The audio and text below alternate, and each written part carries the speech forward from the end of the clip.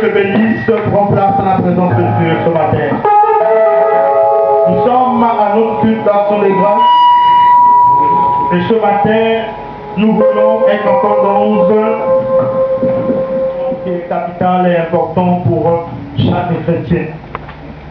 Lorsque Christ était sur terre, la Bible déclare qu'il était avec ses disciples pour accomplir une mission. Et lorsqu'il a accompli sa mission, le temps est arrivé là où l'Église devait naître.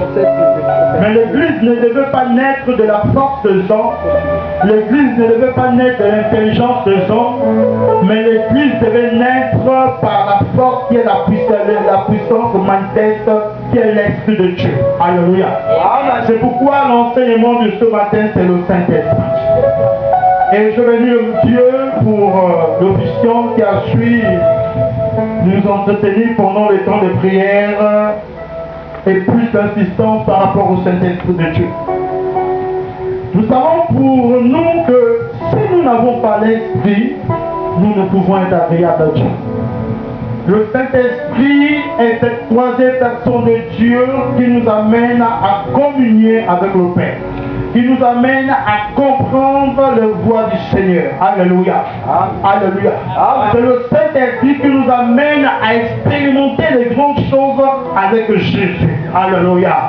Est-ce que tu es avec moi? Nous parlons du Saint-Esprit ce matin.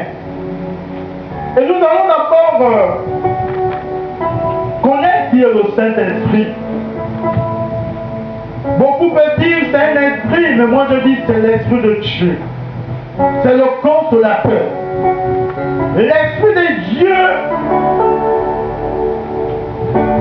est celui qui nous amène à être en relation avec Jésus. L'Esprit de Dieu est celui qui nous amène à connaître la voix de Dieu. Alléluia. Parce que sans lui, nous ne pouvons être agréables à Dieu. Sans lui, nous ne pouvons comprendre ce que Dieu veut faire dans notre vie. Le Saint-Esprit est Dieu. Le Saint-Esprit est comme le Père et le Fils. Alléluia. Ils sont tous un.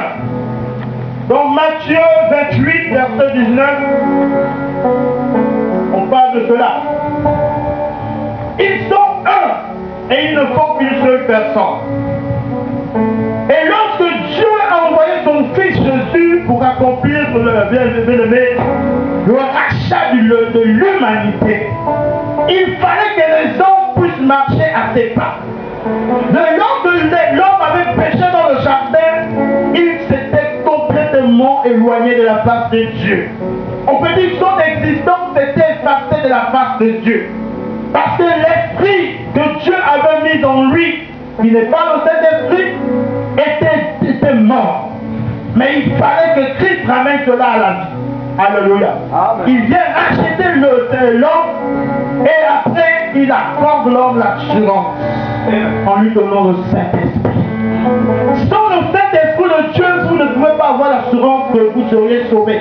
Sans le Saint-Esprit de Dieu, vous ne pourrez jamais avoir la confiance et avoir une foi pleine. Alléluia. Parce que c'est lui qui nous réconforte, c'est lui qui nous amène à réaliser que Dieu est avec nous. Dans le livre des Actes des Apôtres, avant d'aller au chapitre 2, nous sommes au chapitre 1 d'abord, mais dans le livre des Apôtres, parce que l'église commence avec les apôtres. On nous parle de Jésus qui devait s'en aller.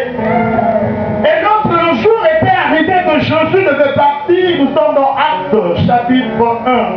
Ce n'est pas ce qui nous intéresse, mais c'est juste une manière de comprendre. Actes chapitre 1. À partir du verset 8, on dit, mais vous recevrez une force quand le Saint-Esprit descendra sur vous. Vous serez alors mes témoins à Jérusalem. Alléluia.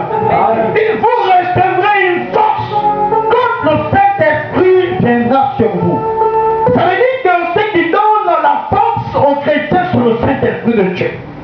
Ce qui a permis que tu sois là ce matin, c'est le Saint-Esprit de Dieu. Parce que beaucoup, lorsqu'ils se sont levés, ils ont dit non, je suis tellement fatigué. Mais c'est le Saint-Esprit qui te donne la force de te lever. Alléluia. Il dit, il vous donnera une force. Et vous seriez mes témoins.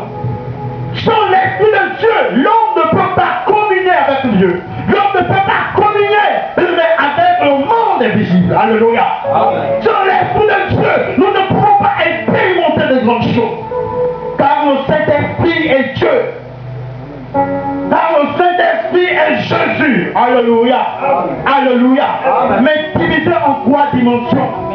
Mais l'Esprit de Dieu vit en nous. Alléluia. C'est la manière que Jésus existait. Il a dit qu'il m'a vu, a vu le Père. Mais qui a le Saint-Esprit a senti Jésus, a vu Jésus. Alléluia. Alléluia. C'est la manière que Jésus représentait la présence du Père. La même manière que le Saint-Esprit aussi vient nous donner l'assurance que Jésus est avec nous. Si vous n'avez pas le Saint-Esprit, vous ne pouvez pas avoir l'assurance que Jésus est avec vous. Alléluia. Alléluia. Il a toujours agi sur la terre et dans les hommes. Nous le voyons dans la vie des prophètes comme Élie, dans la vie des prophètes comme Élisée, dans la vie des prophètes comme Jérémie, dans la vie des prophètes comme Samuel. Il a toujours agi sur la terre et dans la vie des hommes. Alléluia. Mais pour qu'il vienne résider en nous, il fallait que le Christ vienne et que le Christ accomplisse sa mission pour que le Saint-Esprit puisse demeurer en nous. Alléluia. Il demeure en nous pour nous rassurer chaque jour. Il demeure en nous pour nous amener toujours à comprendre que Dieu est avec nous et que nous soutient. Il demeure en nous pour nous amener toujours toutes les fois que nous voulons nous décourager. Il est celui qui vient te réconforter. Il est celui qui vient te donner le courage. Même quand les hommes te disent ça ne va pas, mais le Saint-Esprit est là. Il te dit aie toujours courage.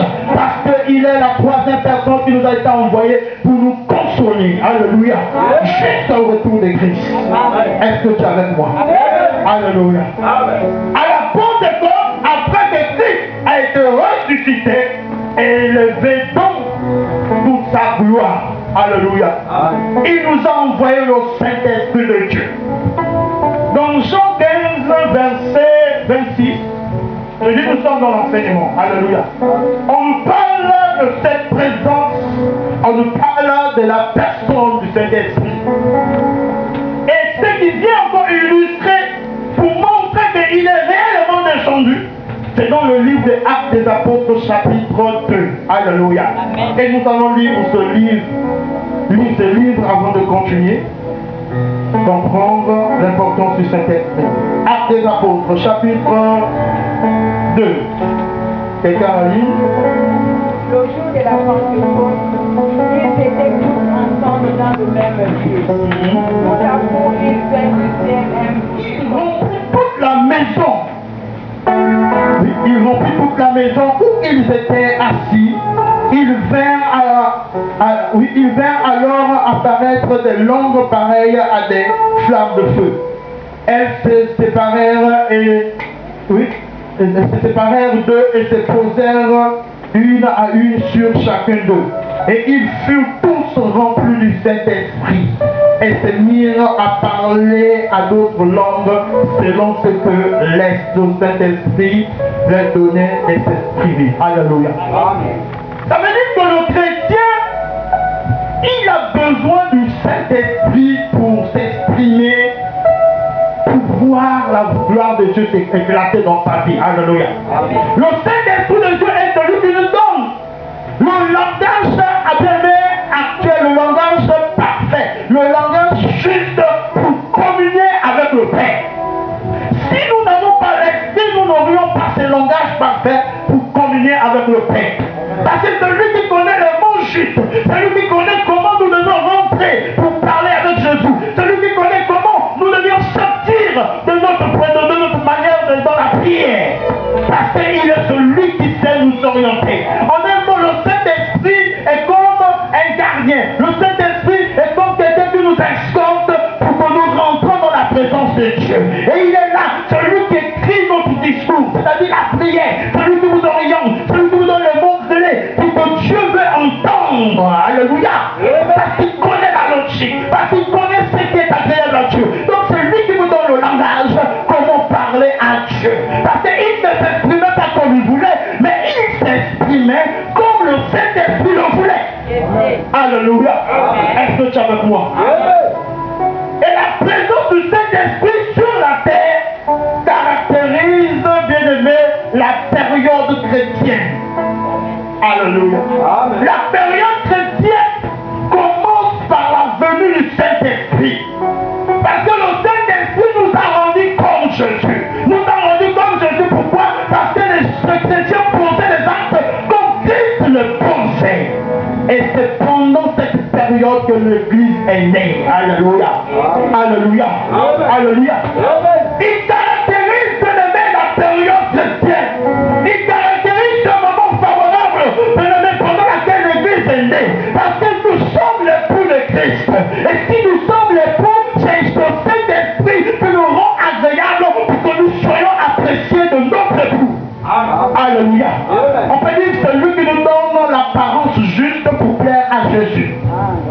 C'est lui qui vient nous rendre agréable pour que Jésus puisse nous accepter. Parce que c'est lui qui nous apprend à marcher. En un mot, si on peut revenir dans le langage un peu humain, on peut comprendre que le Saint-Esprit est comme un père qui éduque son enfant. Alléluia. Afin que lorsqu'il se présente devant le roi, il puisse savoir comment s'exprimer.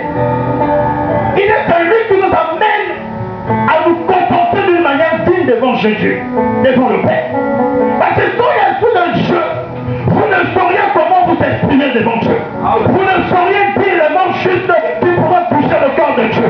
C'est pourquoi lui est venu pour nous amener à être en communion avec Dieu. Parce que s'il est en nous, c'est lui qui nous donne les soucis, c'est lui qui nous donne les mots justes, c'est lui qui nous donne de l'insistance dans la manière de prier, c'est lui qui nous donne le courage, c'est lui qui nous fortifie. Sans le Saint-Esprit de Dieu, vous ne seriez jamais consolé. Sans le Saint-Esprit de Dieu, vous ne seriez jamais fortifié. Sans le Saint-Esprit de Dieu, votre foi ne pourra jamais croître parce qu'il est le garant de votre foi. C'est lui qui sécurise votre foi. C'est lui qui amène votre foi à augmenter. Mais si vous avez une foi sur le Saint-Esprit, cette foi mourra.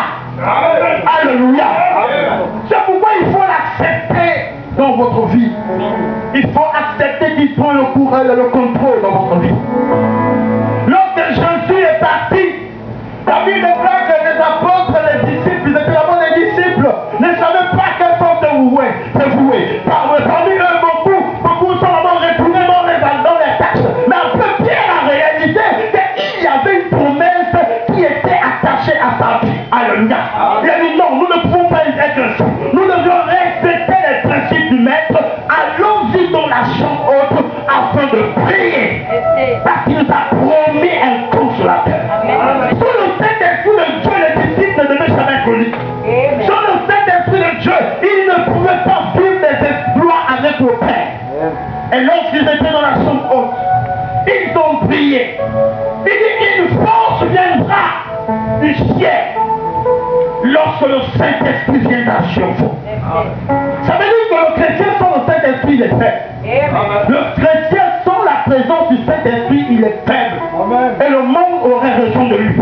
Les circonstances auraient raison de lui. Les problèmes auraient raison de lui. Mais le Saint-Esprit est celui qui nous donne la force afin que nous puissions sortir des problèmes, afin que nous puissions sortir de toute forme de situation. La Bible dit que même Jésus, dans son agonie, lorsqu'il était sur le mont Olivier, il était en train de prier dans sa chair. Il a senti une faiblesse, il a senti un trouble. La Bible dit qu'un ange est descendu parce qu'il fallait le réconforter. Alléluia.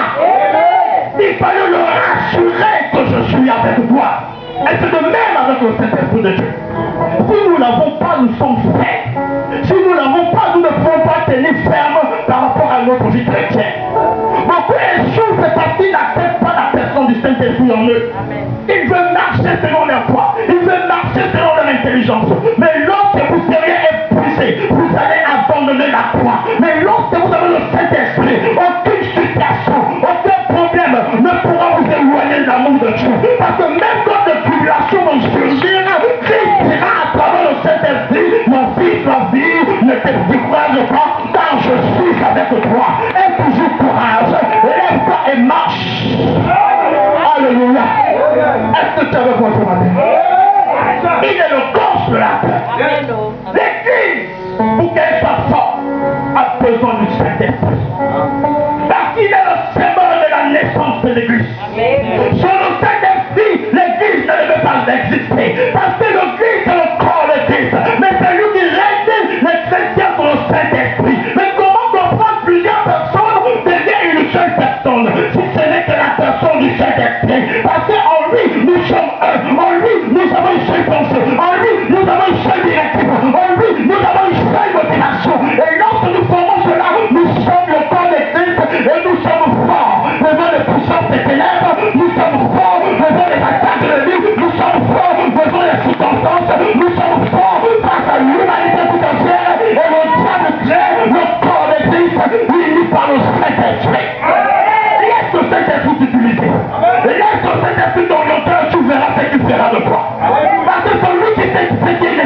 foi. Celui qui connaît les choses importantes pour ta vie. Celui qui ose les pieds. Celui qui t'emmène, qui t'oriente. Parce qu'il connaît ce qui plaira à ton esprit, à ton âme. Car il est celui qui te donne le mot juste pour parler avec son Jésus. Il te donne le mot juste pour parler avec son Jésus. Avec ton langage charnel, tu ne peux pas parler avec Dieu. Avec ton langage charnel, tu ne peux pas parler avec Jésus. Et il ne peut pas t'écouter. C'est pourquoi tu as besoin du Saint-Esprit. Parce que c'est lui qui te donne le langage approprié. Alléluia. Alléluia.